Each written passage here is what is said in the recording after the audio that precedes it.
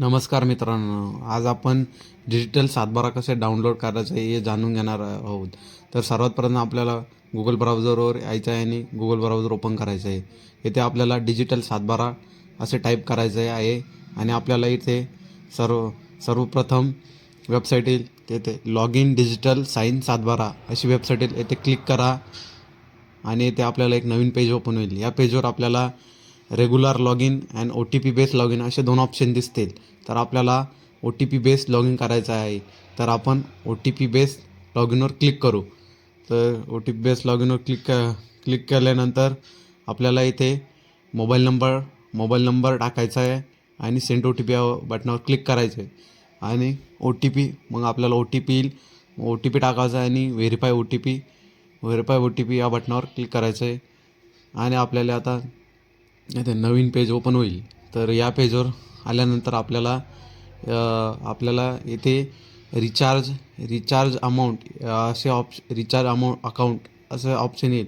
तर डिजिटल सातबारा डाउनलोड करायसाठी आपल्याला ₹15 लागतात. तर तर आपण आता अकाउंटमध्ये वॉलेटमध्ये रिचार्ज कसे ॲड करायचं याची सविस्तर माहिती घेणार आहोत. तर आता आपण रिचार्ज अमाऊंट या बटनावर क्लिक करू आणि जाणून घेऊ की अकाउंटमध्ये रिचार्ज कसे करायचे. तर सर्वात प्रथम आपण रिचार्ज अमाऊंट या बटनावर क्लिक करू. तर आता इथे नवीन पेज ओपन झालेले आहे. तर आता इथे आपण मिनिमम ₹15 रिचार्ज करू शकतो ते मॅक्झिमम ₹1000 रिचार्ज करू शकता. आपल्याला एक सातबारा डाउनलोड करायचा आहे तर आपण ₹15 रिचार्ज करू आणि पे नाऊ या ऑप्शनवर क्लिक करा आणि इथे नवीन पेज ओपन येथे चेक ब्लॉक्स याच्यावर क्लिक करा आणि कन्फर्म या बटनावर क्लिक करा. कन्फर्म या बटनावर क्लिक केल्यानंतर आता आपलं नवीन पेज ओपन होईल.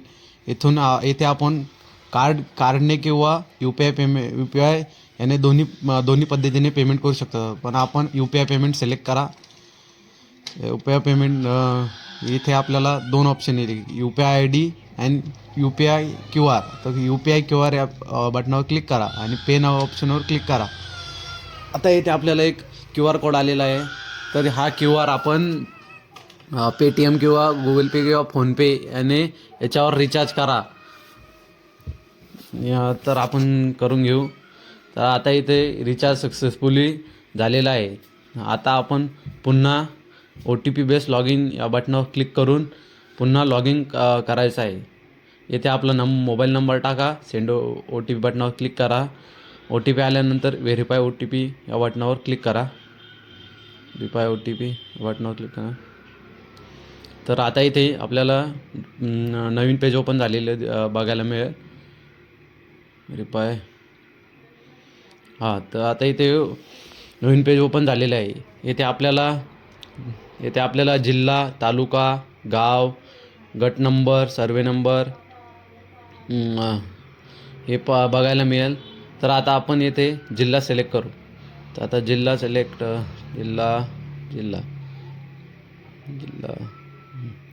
तर आता आपण येथे तालुका सिलेक्ट करू. तालुक्याच्या बाद आता गाव सिलेक्ट करू. आता गाव सिलेक्ट केलं. आता इथे सर्वे नंबर आणि गट नंबर टाकून घेऊ.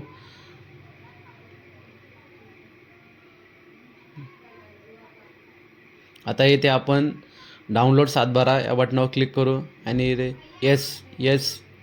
येस डाउनलोड असं ऑप्शन येईल. आता इथे आपला सातबारा डाउनलोड झालेला आहे. तरी आपण आता बघू शकता. आता आपला सातबारा येस डाउनलोड या ऑप्शन क्लिक करून आता आपला सातबारा इथे डाउनलोड झालेला बघायला मिळेल. तर आता आपण फाईल ओपन करून बघूया. आता इथे हा डिजिटल सातबारा डाउनलोड झाला. अशाच नवीन व्हिडिओ बघण्यासाठी आमच्या चॅनलला फॉलो करा